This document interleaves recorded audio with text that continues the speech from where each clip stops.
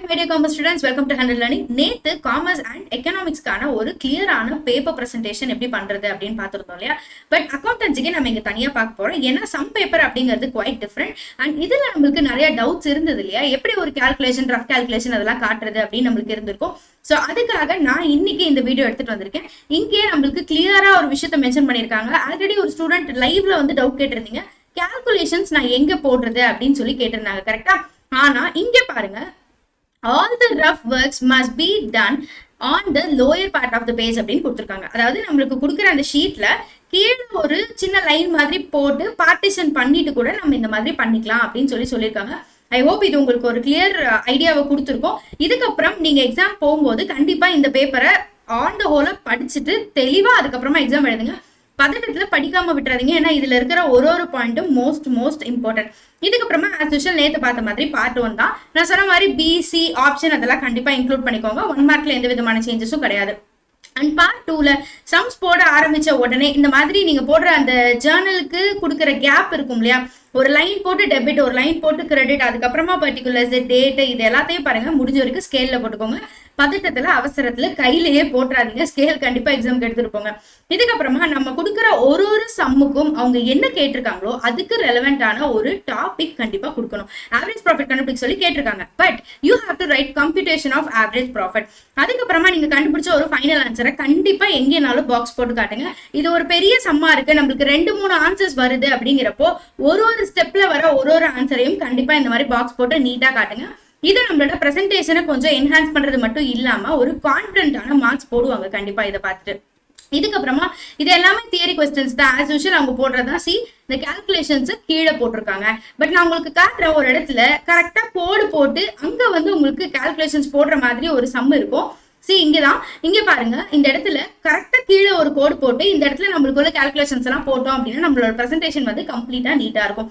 Theory எழுதுற வரைக்கும் நம்மளுக்கு தெரியும் எந்த பிரச்சனையும் இல்லை அப்படின்னு சொல்லிட்டு. ஆனா ப்ராப்ளம்ஸ் வரும்போது மட்டும்தான் நம்மளுக்கு வந்து என்ன பண்றது, எங்க டெபிட் கிரெடிட் போடுறது, அசெட்ஸ் அண்ட் லைபிலிட்டிஸ் எப்படி காட்டுறது, இந்த மாதிரி நிறைய கன்ஃபியூஷன்ஸ் வரும். அண்ட் நீங்க எழுதாத பேஜஸை கண்டிப்பா ஸ்ட்ரைக் அவுட் பண்ணுங்க. ஓகே, ஹியர் நம்ம பார்ட் 3க்கு வந்துட்டோம். இங்க பாருங்க, இங்க அசெட்ஸ் அண்ட் லயபிலிட்டிஸ் இந்த மாதிரி ஒரு சம் ஒன்று இருக்கும். 32 இந்த சம்ல பாருங்க.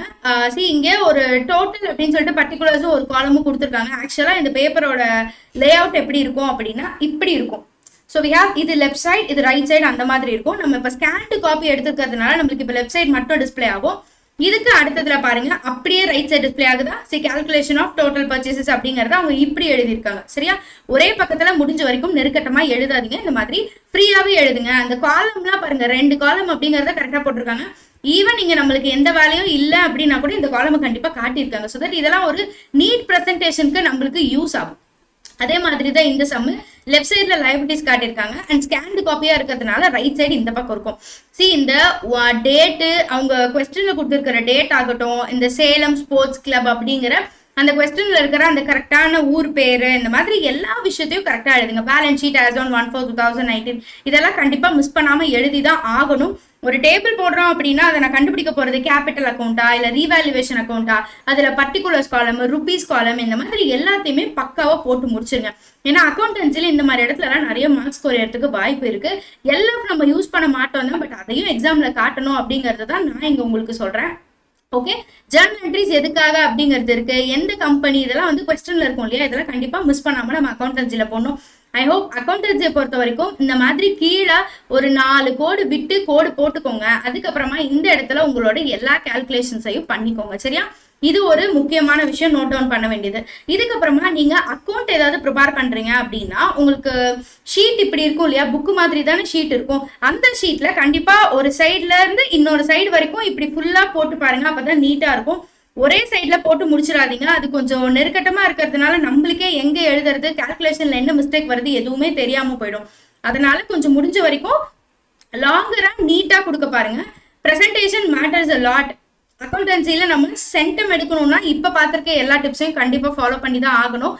ஏன்னா சென்டம்க்கு இந்த 1 மார்க் 2 மார்க்ல எங்க குறையும் அப்படின்னா அந்த இடத்துல நீங்க எல்எஃப் போட்டிருக்கல, இல்ல வந்து திடீர்னு ஒரு இடத்துல இப்ப சேலம் ரீக்ரியேஷனல் கிளப் அப்படின்னா அந்த டைட்டில் நீங்க கொடுக்கல, பேலன்ஸ் ஷீட் ஆஸ் ஆன் அப்படிங்கிற அந்த டேட் நீங்க கொடுக்கல அப்படின்னா இதெல்லாம் நம்மளுக்கு ஒரு அரை மார்க் கம்மி பண்றதுக்கான கண்டிப்பா ஒரு சினாரியோ தான். அதனால இதெல்லாம் எதுவுமே பண்ணாம இங்க கொடுத்துருக்கிறதெல்லாம் கண்டிப்பா ஃபாலோ பண்ணிட்டு எக்ஸாம் எழுதிட்டு வாங்க.